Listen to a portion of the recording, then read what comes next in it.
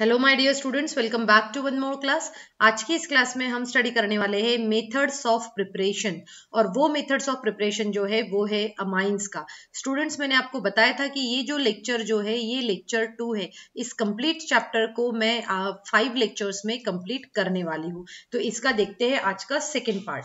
तो second part में हम क्या देखेंगे कि सबसे पहले देखने वाले कि अमाइंस जो है वो किस तरीके से प्रिपेयर हो सकता है। जैसे कि अब देखो, ये है हमारे पास में नाइट्रो कंपाउंड्स। हमने क्या कहा, नाइट्रो कंपाउंड्स। तो नाइट्रो कंपाउंड्स को है मतलब NO2 ग्रुप को आप डायरेक्टली कन्वर्ट कर सकते हो। इसको किस में कन्वर्ट कर सकते हो आप? डायरेक्टली NH2 ग्रुप में। ठीक है, तो हमने NO2 ग्रुप को कन्वर्ट किया है डायरेक्टली NH2 ग्रुप में। इसको करने के लिए हम क्या दो मेथड अप्लाई कर सकते हैं, मतलब रिडक्शन कर सकते हैं। पहले सिचुएशन में जब हम रिडक्शन करेंगे इसका, तो उस सिचुएशन में हम क्या करते हैं, हम यहाँ पर हाइड्रोजनेशन करते हैं in the presence of palladium, platinum और निकल लेते हैं, और साथ में थोड़ी सी क्वांटिटी का इथेनॉल भी ले सकते हैं। तो ये जो है इजीली कन्वर्ट हो जाता है NH2 में। ठीक है, अब दूसरी मेथड क्या हो सकती है कि ये NO2 को ही हम फिर से कन्वर्ट कर सकते हैं NH2 ग्रुप में। तो इस सिचुएशन में जो हमें रिक्वायर्ड जो रहता है वो रिक्वायर्ड जो रहता है वो रहता है SN प्लस HCl, या फिर थोड़ा सा आयरन के स्क्रैप लेते हैं in the presence of HCl। इन दोनों में से आप कोई भी एक ले सकते हो। ठीक है, तो ये डायरेक्टली नाइट्रो ग्रुप जो है कन्वर्ट हो जाएगा अमीन में। इट मीन्स अगर मैं यहाँ से बात करूं तो ये है हमारा नाइट्रोबेंजीन, और नाइट्रोबेंजीन को हमने कन्वर्ट किया है एनिलीन में। किस में कन्वर्ट किया है हमने? एनिलीन में किया है। ठीक है, तो ये हुई हमारी फर्स्ट प्रिपरेशन। इसमें आप देख सकते हो कि जो आयरन स्क्रैप और एल्यूमिनियम जो दिया है, ठीक है, सॉरी, आयरन स्क्रैप और HCl जो दिया गया है, इस रिएक्शन को ज्यादा प्रिफर किया जाता है, इस वे को ज्यादा प्रिफर किया जाता है। और ऐसा क्यों है? क्योंकि जो FeCl2 फॉर्म होता है इस रिएक्शन में, वो हाइड्रोलाइज हो जाता है और HCl रिलीज करता है। इट मीन्स इस रिएक्शन को इनिशिएट करने के लिए हमें बहुत ही कम HCl की जरूरत होती है। तो ये तो हो गया हमारा फर्स्ट प्रिपरेशन। अब सेकेंड प्रिपरेशन में हम क्या देखते हैं? हम देखते हैं अमोनोलिसिस। ठीक है, अमोनोलिसिस ऑफ एल्काइल हैलाइड। अब जब एल्काइल हैलाइड आप ले लोगे, तो एल्काइल हैलाइड से हम किस तरीके से अमाइंस की प्रिपरेशन कर सकते हैं वो मैं आपको यहाँ पर समझाती हूँ। तो देखो, अमोनोलिसिस जैसे कि इसका नेम है, अमोनोलिसिस जिस तरीके से इसका नेम है उसी तरीके से इसका रिएक्शन भी होगी। रिएक्शन किस तरीके से होगी? देखो, आपने क्या लिया, सबसे पहले तो हमारा प्रोडक्ट क्या बनता है, ये आपने पहला अमोनिया ले लिया जिसके पास में एक लोन पेयर है। जब ये रिएक्ट होता है RX के साथ में, ठीक है, तो देखो इसके ऊपर पार्शियली निगेटिव चार्ज रहता है, इसके ऊपर पार्शियली पॉजिटिव चार्ज रहता है, तो डेफिनेटली ये इसके साथ में अटैच हो जाएगा और हमें जो कंपाउंड मिलेगा वो हो जाएगा RNH3X नेगेटिव। ठीक है, इस तरीके से हमें फर्स्ट कंपाउंड मिलता है जिसे हम सब्स्टिट्यूटेड अमोनियम सॉल्ट भी कह सकते हैं। और ये जो सब्स्टिट्यूटेड अमोनियम सॉल्ट जो है, ये सब्स्टिट्यूटेड अमोनियम सॉल्ट ये क्या होता है, बेस के साथ रिएक्ट करता है, और जब इन दोनों की रिएक्शन होती है तब हमें मिलता है RNH2 plus H2O plus NaX। ठीक है, तो यहाँ पर इस तरीके से हमें प्राइमरी अमाइन मिल सकता है। अब देखो, इस रिएक्शन में क्या होता है जनरली कि जो आपको ये प्राइमरी अमाइन जो आपको मिला है यहाँ पर RNH2, ये जो प्राइमरी अमाइन जो मिला है, यही प्राइमरी अमाइन एक और एल्काइल हैलाइड के मॉलिक्यूल से रिएक्ट हो सकता है, और फिर हमें मिलता है यहाँ पर सेकेंडरी अमाइन। साथ में ये एक और एल्काइल हैलाइड मॉलिक्यूल से रिएक्ट होता है और हमें मिलता है टर्शियरी हैलाइड। फिर एक और मॉलिक्यूल से रिएक्ट होता है और फिर हमें मिलता है क्वाटरनरी हैलाइड भी हमें यहाँ पर मिल सकता है। इसके क्या कहते हैं? क्वाटरनरी जो है, क्वाटरनरी अमोनियम सॉल्ट हमें यहाँ पर मिल सकता है। क्वाटरनरी अमोनियम सॉल्ट यहाँ पर हमें मिल सकता है। तो बस ये अमोनोलिसिस का डिसएडवांटेज ये है कि यहाँ पर जो हमें प्राइमरी, सेकेंडरी और टर्शियरी मिक्सचर जो मिल रहा है, इनको सेपरेट करना थोड़ा सा मुश्किल हो जाता है। ठीक है, तो यही अमोनोलिसिस का ड्रॉबैक होता है। अदरवाइज अमोनोलिसिस प्रोसेस में हम इस तरीके से अमाइंस को प्रिपेयर कर सकते हैं। उसके बाद में आता है हमारा थर्ड प्रिपरेशन। थर्ड प्रिपरेशन में हम क्या देखते हैं? हम देखते हैं यहाँ पर रिडक्शन ऑफ नाइट्राइल्स। हम देखते हैं।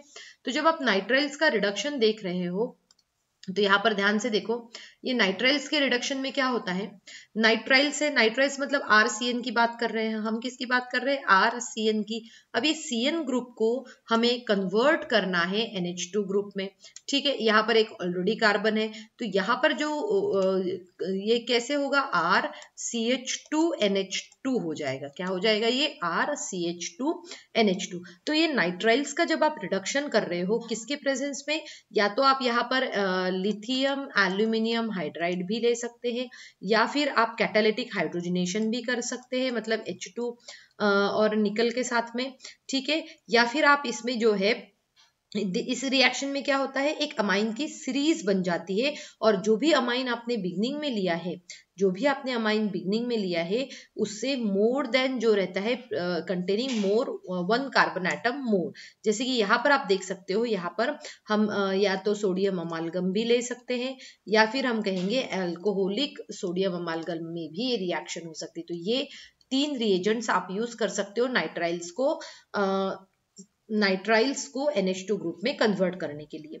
सिमिलरली अगर मैं इसकी फोर्थ प्रिपरेशन देखूं, है ना, फोर्थ प्रिपरेशन देखूं, तो हम देख सकते हैं यहाँ पर कि फोर्थ प्रिपरेशन में अब हमने लिया है अमाइड, तो यहाँ पर क्या होगा, रिडक्शन ऑफ अमाइड भी होगा, रिडक्शन ऑफ अमाइड।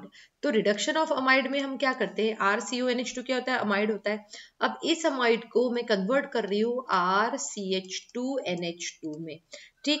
RCH2NH2 में मतलब यहाँ पर देखो हम कौन से ग्रुप को कर रहे हैं, ये जो CO ग्रुप जो है यहाँ से हट के यहाँ पर लग जाएगा हमारा सीधे H2।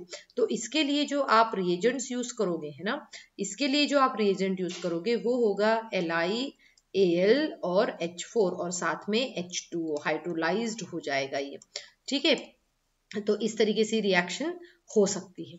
अब देखो इसके बाद में जो हम प्रिपरेशन के लिए रिएक्शन कर ले रहे हैं, और वो काफी यूजफुल रिएक्शन है, इसके बहुत बार एज अ नेम्ड रिएक्शन भी इसको यूज किया जा सकता है, और वो रिएक्शन है गैब्रियल थैलेमाइड। और इसके ऊपर बेटा क्वेश्चन जब भी आता है तो डायरेक्ट क्वेश्चन आता है, क्या आता है, इस पे डायरेक्ट क्वेश्चन आता है, Gabriel phthalimide synthesis, Gabriel phthalimide synthesis.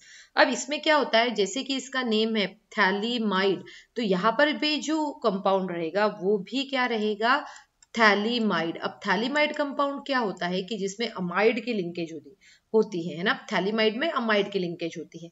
तो अमाइड की लिंकेज किस तरीके से होगी, देखो ये बेंजीन रिंग हुआ, इसमें यहाँ पर ये CO ग्रुप है और NH2 होता है। अब NH2 में से एक H को रिमूव कर जाता है, तब ये थैलीमाइड बनता है। इसकी रिएक्शन जब आप KOH के साथ करवाते हो, जब आप इसकी रिएक्शन KOH के साथ में करवाते हो, तब यहाँ पर ये इस तरीके से, और यहाँ पर क्या बनेगा, KOH में से H निकल जाएगा और हमारे पास पोटेशियम का भी सॉल्ट बनेगा यहाँ पर, ठीक है। और फिर जब इसकी रिएक्शन होती है एक हल्काइल हैलाइड मॉलिक्यूल्स के साथ में, तब यहाँ पर देखो, तब यहाँ पर हमें इस तरीके से जो है रिएक्शन होगी यहाँ पर, और हमें जो मिलेगा वो होगा NR, जिसे हम कहते हैं N अल्काइल थैलीमाइड। और इस N अल्काइल थैलीमाइड की जब रिएक्शन होती है एक्वस NaOH के साथ में, एक्वस NaOH के साथ में, तब हमारा यहाँ पर एक बाई प्रोडक्ट बनता है, ठीक है। यहाँ पर एक हमारा बाई प्रोडक्ट बनता है, और साथ में ही हमें यहाँ पर देखो थोड़े से बड़ी रिएक्शन है, और यहाँ पर हमें प्राइमरी अमाइन जो है यहाँ पर मिल जाता है। क्या मिलता है हमें, प्राइमरी अमाइन मिलता है, RNH2 प्राइमरी अमाइन जो है हमें यहाँ पर मिल रहा है, ये प्राइमरी अमाइन यहाँ पर मिलता है। अब देखो कि जो एरोमेटिक प्राइमरी अमाइंस जो है ये इस रिएक्शन के थ्रू नहीं बन सकते, तो हम यहाँ पर लिखेंगे कि aromatic primary amines cannot be prepared, ये इसमें प्रिपेयर्ड नहीं हो सकते हैं। क्यों नहीं हो सकते हैं, because they do not undergo nucleophilic substitution reaction, है ना, वो न्यूक्लियोफिलिक सब्स्टिट्यूशन रिएक्शन नहीं जाते और इसीलिए ये प्राइमरी अमाइंस को यहाँ पर नहीं बनाते। ये डिस्क्रिप्टिव काइंड ऑफ क्वेश्चन, इसमें ये क्वेश्चन आपसे जरूर पूछा जा सकता है बेटा, आपको इसकी लिख के प्रैक्टिस करना है। एक और नेम्ड रिएक्शन देखेंगे और ये लास्ट प्रिपरेशन है, और इसमें याद रखो फिर से ये एक one of the very important process है, जिसमें क्या होता है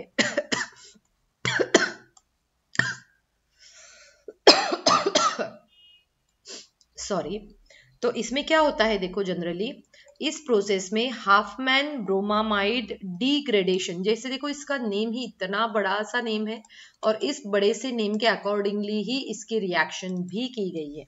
कैसे है ये रिएक्शन, देखो ये क्या है, RCONH2 है, ठीक, ये क्या अमाइन हो गया। जब इस अमाइन की रिएक्शन ब्रोमीन के साथ में होती है in the presence of NaOH, in the presence of NaOH, तब हम देखते हैं यहाँ पर डायरेक्टली प्रिपेयर होता है RNH2। बेटा इस रिएक्शन को एज इट इज हमें बाय हार्ट करना पड़ता है, और यहाँ पर बनता है Na2CO3, फिर साथ में बनता है NaBr, और फिर होता है हमारा 2H2O। ठीक है, तो ये हो गया हमारा हॉफमैन ब्रोमामाइड डिग्रेडेशन रिएक्शन। अब देखो ये हॉफमैन ब्रोमामाइड डिग्रेडेशन रिएक्शन जो है, ये प्राइमरी अमाइंस की प्रिपरेशन के लिए, जिसको हम अमाइड को ट्रीटमेंट करवाते हैं ब्रोमीन के साथ में।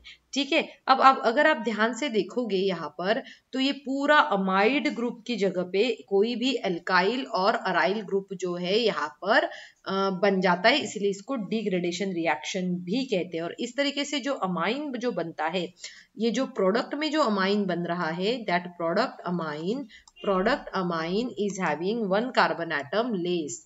प्रोडक्ट अमाइन में क्या रहता है, 1 कार्बन एटम लेस रहता है, 1 कार्बन एटम लेस रहता है। तो इस तरीके से हम सभी प्रिपरेशन ध्यान से पढ़ सकते हैं, जिसमें से ये जो 5th और 6th रिएक्शन है, Gabriel phthalimide and Hofmann bromamide जो है, ये आपको अच्छे से पढ़ना है, इसका डिस्क्रिप्टिव क्वेश्चन आ सकता है, बाकी भी रिएक्शंस आपको कन्वर्जन के लिए हो सकती है। सो आई होप आप सभी को ये रिएक्शंस और ये आज के लेक्चर में मैंने जो भी समझाया वो अच्छे समझ में आ गया होगा। Thank you students and have a good day ahead.